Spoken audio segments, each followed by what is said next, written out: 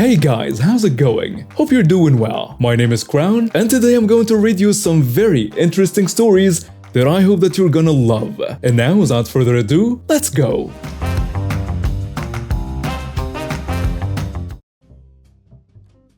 So back when I was in my first unit, we had to ship all of our 7 tons off to get up armored. That meant that over a year or so, we shipped them all from South Carolina to Wisconsin. I was in charge of logistics at the time, so I coordinated it all and loaded the trucks. Overall, a pretty easy task. The only challenge was the documentation. Anyways, it was all going well until this new staff sergeant showed up in the motor pool. He was a jerk. Just treated everybody really badly. He made my life miserable when I tried to ship these trucks. Like I didn't want to, it wasn't overly fun. Sometimes it even required me to work on weekends, so I would have been happy just not doing it. However, I had to. Headquarters Marine Corps ordered it, so there was no reason for him to be mad at me. Anyways, once he took over shipping, these trucks became hell, because he would want to micromanage because I was a lower rank. So I let him and he wanted to sign crap, so I made up lines for him to sign. And finally I had it with him. One day, I decided since he wanted to sign and be important, I would screw him up. So when my next big shipment, like 4 trucks, came along, I decided that instead of sending them to Wisconsin like they were supposed to go, I changed some codes on the sheets, gave them to that prick sergeant, who made more jerk comments and signed blindly. So off we shipped these trucks. Well, a couple of weeks later, that call came in that our trucks never arrived. So the command started getting worried that a few trucks had gone missing. They came to our shop and we just informed them that the sergeant had taken charge of all the shipments lately. So they went to him and he proudly said he had taken over, but crumbled when they asked him where the trucks were. It took them a couple of weeks, but finally a call from 29 Palms came into our command that they had these trucks show up but nobody had claimed them. The command flipped their crap. As far as they were concerned, this stupid staff sergeant got involved in a mess he didn't need to get involved in, and sent 4 big A trucks across the country instead of where they needed to be. He got told to leave the logistics to the logistics department and I had the whole thing solved in an hour. Edit. So for those complaining about the taxpayer dollars, you obviously have not been in the military. I had jerk leaders like this cost far more than a couple of trucks because they couldn't let the experts just do their jobs. One example was we had a C-130 fly from Bahrain to Jordan to pick up cargo. I was still loaded, but the senior leadership didn't think I needed to go because a random non-logistics officer was at the pace to load. So the C-130 flew internationally to get cargo, was never loaded, and then flew back. So the C-130 had to be sent back to Jordan the next day to get the cargo, all because someone had to stick their nose where it did not belong. There are tons of other stories of crabby leadership screwing up your tax dollars. After this, Staff Sergeant never even stepped foot in the logistics office again. So perhaps he learned to listen. My name is Sarah, and I'm a young mother of 2 living in a small suburb just outside of the city. My husband and I have been saving up for months to buy our children some new clothes and toys. We had finally saved enough money to make the trip to the mall. I have been looking forward to this outing for weeks and was excited to spend some quality time with my children and treat them to a few new things. I have planned out our route carefully, making sure to hit all the best sales and deals at the various stores. As we made our way through the crowded corridors of the mall, I couldn't help but feel a sense of joy and excitement. I loved watching my children's eyes light up as they marveled at all the colorful displays and shiny new toys. But despite my efforts, I found myself feeling a little overwhelmed by the crowds and the noise. I had a lot on my mind, and sometimes it was hard to keep track of everything. And that's when I found myself standing in the middle of the walkway, lost in thought, when Karen approached me. As she did, I could tell from the haughty expression on her face that She was not happy to see me standing in the middle of the walkway. "Excuse me," Karen said, tapping me on the shoulder. "but could you please move out of the way? I have places to be and I don't have time to stand around." I was taken aback by the rude tone in her voice. I didn't appreciate being spoken to in such a manner. "I'm sorry, but I'm just trying to find my way to the food court," I replied calmly. "I'm not trying to hold you up or anything." Karen let out an exaggerated sigh and crossed her arms. "Well, maybe if you paid more attention to where you were going instead of daydreaming, you wouldn't be blocking the way for everyone else," she snapped. I was taken aback by Karen's rude and entitled behavior, but I refused to let it get to me. I gave her a polite smile and went in the direction of the food court. "Have a good day," I said, before making my way past Karen and continuing on my way. But Karen was not satisfied with my response. She followed me, berating me for blocking the way and daydreaming in a rude and aggressive manner. Despite my attempts to de-escalate the situation and calmly explain that I was just trying to find my way, Karen seemed to get even more agitated and angry. "You think you're better than everyone else just because you're standing here in the middle of the walkway?" Karen spat out. "Well, you're not. You're just a selfish, entitled person who doesn't care about anyone but themselves." Look who's telling me that. I was shocked by Karen's harsh words, but I refused to let them get to me. I knew that she was just trying to provoke me and I wasn't going to let her succeed. I gave her a polite smile again and continued on my way, determined to enjoy my time at the mall with my family and not let Karen's negativity ruin my day. I had finally managed to escape Karen's tirade and was making my way to the food court to meet up with my family when I felt a sudden jolt to my chest. I looked down to see Karen standing in front of me, blocking my way and looking angry and aggressive. "What do you think you're doing?" Karen demanded, shoving me hard in the chest. "You can't just walk away from me like that." I was shocked by Karen's behavior, and I could feel my heart racing in my chest. But what Karen did not know was that I have an implantable cardiac defibrillator, ICD in short, planted in my chest to keep me alive. This device was designed to detect and correct any abnormal heart rhythms that could potentially be life-threatening. As Karen shoved me, I felt a sudden jolt of pain in my chest. I knew immediately that she had smashed my ICD, and I could feel my heart racing out of control. I tried to speak, but the words wouldn't come. All I could do was stand there staring at Karen in shock and disbelief. Karen seemed confused about what had happened, and her expression changed from anger to confusion. "What's going on?" she demanded. "I don't understand what's happening. Why are you just standing there like that?" I tried to explain that she had smashed my ICD and that I needed to get to a hospital as quickly as possible. But Karen seemed unable to grasp the gravity of the situation. She looked even angrier and more confused, and I could see that she was starting to get agitated again. "I don't know what you're talking about," Karen snapped. "You're just trying to get out of this situation by making up some crazy excuse.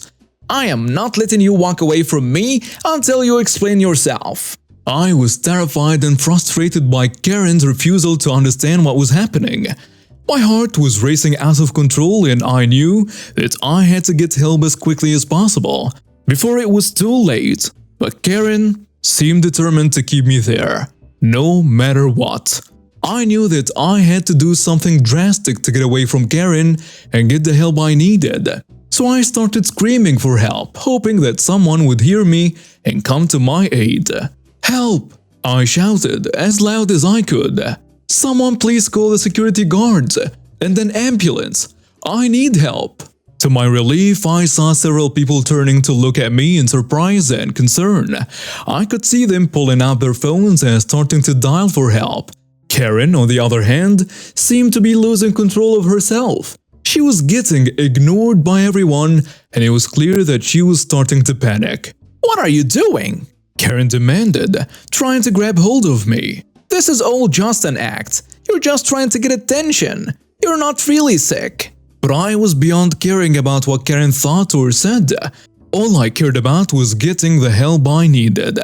I continued to scream and plead for help, and I could see that more and more people were starting to take notice. Just when I thought things couldn't get any worse, Karen charged at me one last time, trying to convince others that I was acting out and faking it.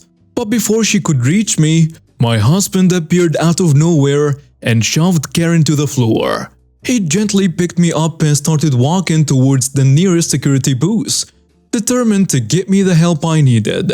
As my husband carried me towards the nearest security booth, I couldn't help but feel much calmer with him by my side. But I wasn't entirely safe yet, as I could hear Karen in the background screaming like a banshee that she was going to destroy my husband for shoving her. She started running after him, determined to catch him and make him pay for his actions. I was terrified and worried for my husband's safety, and I could feel my heart racing once again. But to my relief, a few brave guys managed to stop Karen from reaching him and kept her detained until a couple security guards arrived on the scene. The security guards took control of the situation, detaining Karen properly and ensuring that she couldn't cause any more harm. An ambulance arrived shortly after, and I was relieved to see the familiar faces of the paramedics who rushed to my side and helped me into the ambulance. As the ambulance raced towards the hospital, I couldn't help but feel grateful for the quick actions of my husband, the brave guys who had stopped Karen, and the security guards who had detained her. I knew that without their help, things could have turned out much worse. When we arrived at the hospital, the doctors and nurses rushed to my side and began examining me. They quickly determined that my ICD had been damaged, and they worked quickly to fix it and stabilize my heart. And sure enough, a few hours later I learned that Karen had indeed been arrested by the cops.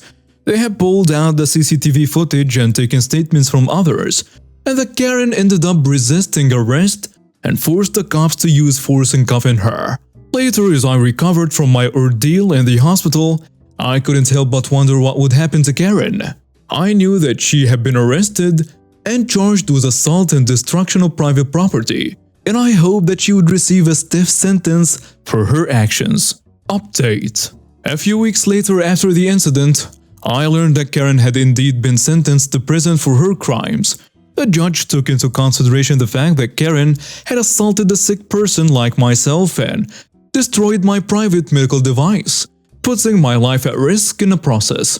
I was relieved to hear that Karen would be held accountable for her actions, and I hope that she would learn her lesson and think twice before acting out in such an entitled and aggressive manner again. As I moved on with my life and continued to recover from the traumatic experience, I knew that I would always be grateful to my husband and the others who had helped me and protected me from Karen's aggression.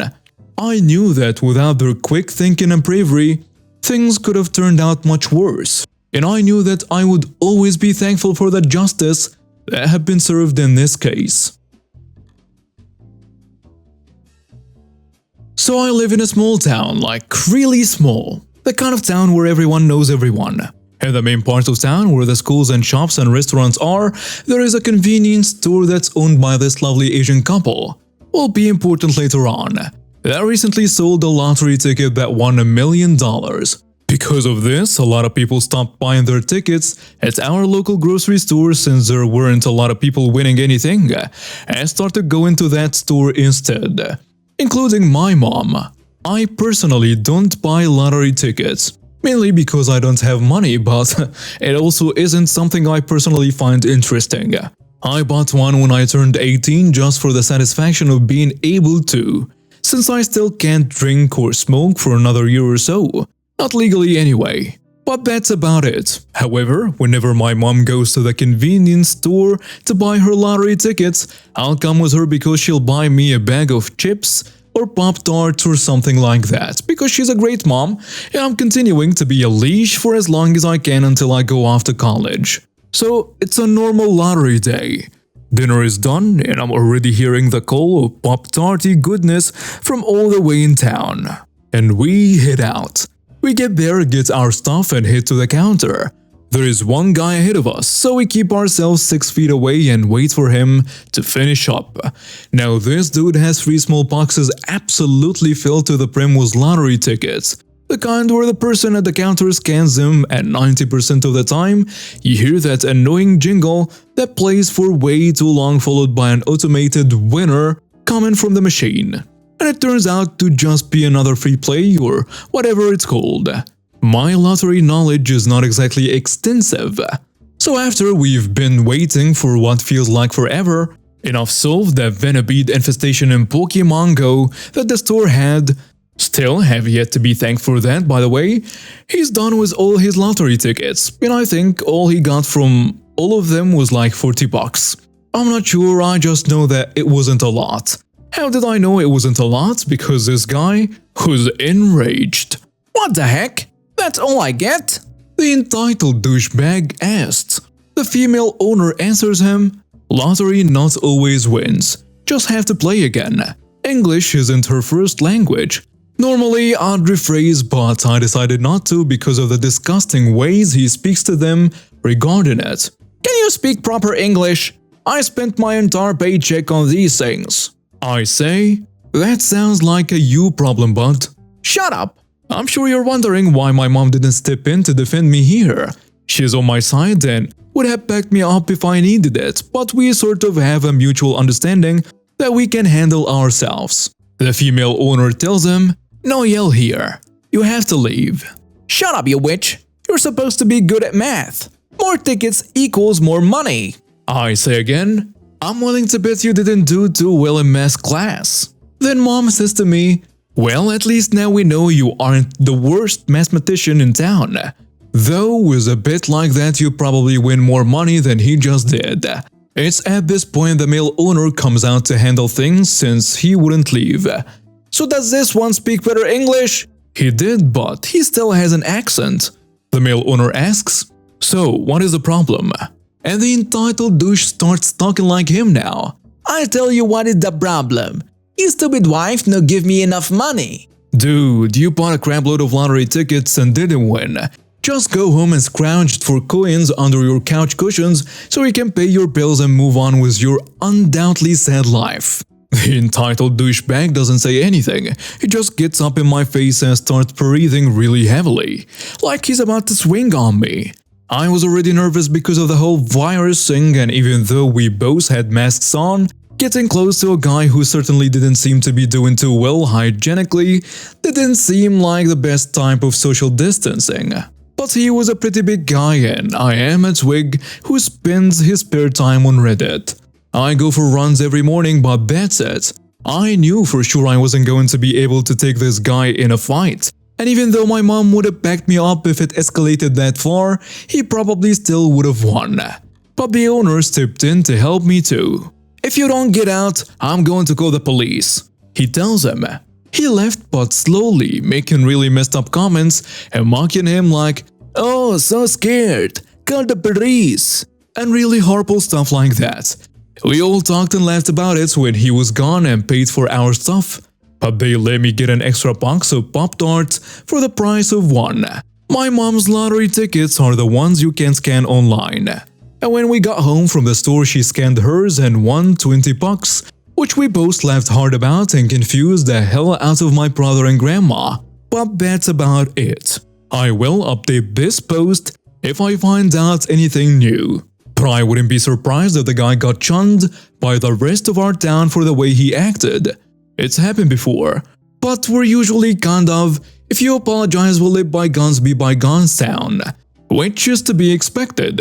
We're Canadians. The moral of this whole encounter: if you play the lottery, fine. That's your choice, and nothing's wrong with that. But don't buy dozens of them, and don't get mad at / or racist if you don't make millions. And now we have reached the end of today's stories. Thank you for watching and see you next time.